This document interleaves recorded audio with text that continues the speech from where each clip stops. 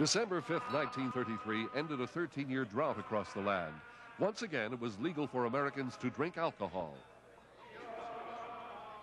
It's my privilege to deliver to you, with the compliments of Anheuser-Busch, the first case of Budweiser beer to be delivered in the state of New York.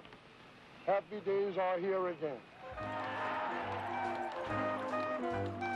The great dry experiment ended when America, tired of crime and unconvinced by the doctrine of temperance, passed the 21st Amendment.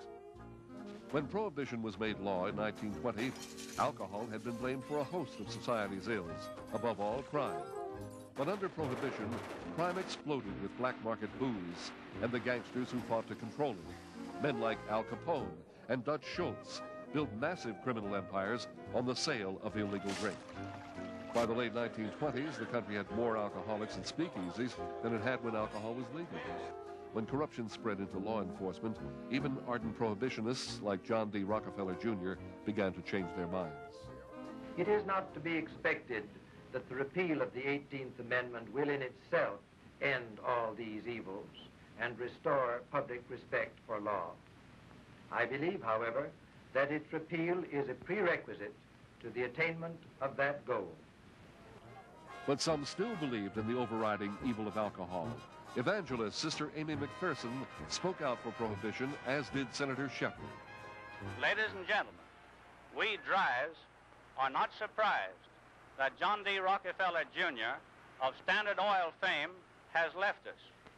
We have known all along that oil and water would not mix. As the era of Prohibition came to a close, so did the antics of America's most wanted. When Al Capone was arrested and jailed, much of the criminal underworld collapsed. Gangsters like Legs Diamond and others found out that saloons weren't the only bars to make a comeback. The feds ended the careers of these gangsters one way or another. With one swipe of his pen, new President Franklin Roosevelt ended the days of bathtub gins, speakeasies, and gangsters. But not everyone was happy, especially preacher Billy Sunday.